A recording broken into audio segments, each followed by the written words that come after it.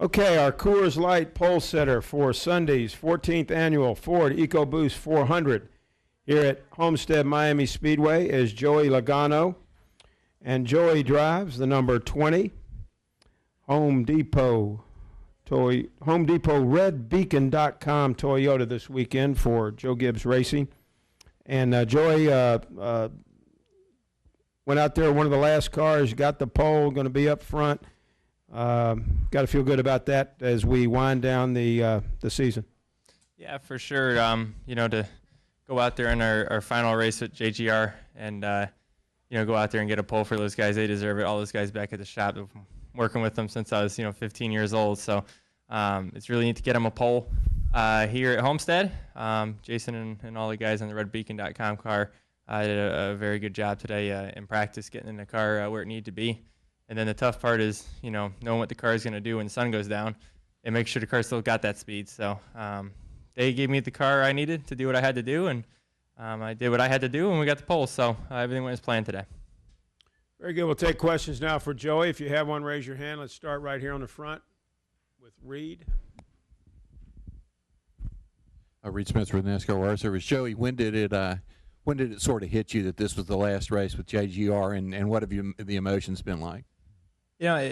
Really during this week, I didn't really think about it much until I went to the shop and the guys started coming up to you and, shaking your hand and all, and you're like, holy cow, this is really it. So, it's definitely, kind of been really interesting for me on how that's been going. So, I'll be sure to go back to the shop one more time and make sure I shake everybody's hands and thank them for all the years they've supported me and put in a lot of hard work and time for me to go out there and win some races. So, that's going to be interesting for sure. But I'm also looking forward to, going to Penske with Shell Pennzoil and working with Brad and Roger and Todd Gordon and, going out there and doing the same thing over there. Other questions for Joey? Got two right along the side here. Let's start with Lewis, and then we'll go to Jim. You bring up racing for Roger next year, and you're starting a little bit ahead of Brad and a lot ahead of Jimmy, and you're going for a win because you'd like to leave with a win. On the other hand, you're going to Penske. So do you think about stuff like that in the race? Goal number one is to win the race, no matter what. No matter where we go, no matter who else is on the racetrack, no matter what's going on, it's all about winning. And it really, that stuff doesn't matter. Obviously, I'm going to race the guys racing for a championship clean, and I don't want to be the guy that gets in the middle of that. But at the same time, I'm out there to win, and that's what we're going to try to do. Go ahead, Jim.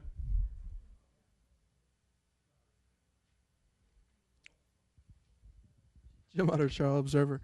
Kind of along those lines, when your announcement was made that you were going to Penske, obviously Brad was having a good season, but the chase hadn't started yet. Now as the season winds down, he obviously has a very good chance of winning the championship, maybe finish second at worst. Is that kind of an added bonus, kind of exciting? Look forward to, you might be joining a team next year with just came off a championship. Yeah, that's huge. Joining a team with a lot of momentum and bringing a fresh face into, I think, should help that. There's a lot of highs over there, and there'll be a lot of people with smiles on their faces. So you want to be at that place for sure. And I think Brad's doing a great job. With the pressure, I can imagine the pressure, coming into this, and I think he's doing a great job. He showed today in qualifying that he had a really good car, and I think he can go out there and win this thing. So obviously, I want to be involved with that, and knowing you're going to a team that's capable of winning championships like I am now, I think is definitely a plus for me, for sure. Go ahead, Gary. Joey, could you just address and maybe capsulize your season, the swings of emotions, the uncertainty for a period of time? Just talk a little bit about what it's been like to go through that, and at what point you thought, well, this is really working out well. This sport is a roller coaster, and there's a lot of ups and downs every weekend, even throughout the weekend. You can have a good Sprint Cup car and a bad Nationwide car, or vice versa. And then 1 week you're on top of your game, and the next week you're in the bottom of the pile. So it just it's a very tough sport for sure. And this year is no different. We had our win at Pocono, that went really well. But we also had some, tough luck, and we've had some ups and downs. And, I feel like, as we go through those, we learn from it and we become stronger. So, each year I've seemed like I've gone through a lot of that. But on the nationwide side, I couldn't ask for anything more. We're 1 foot of thumb is what we've been saying, so we can get 10.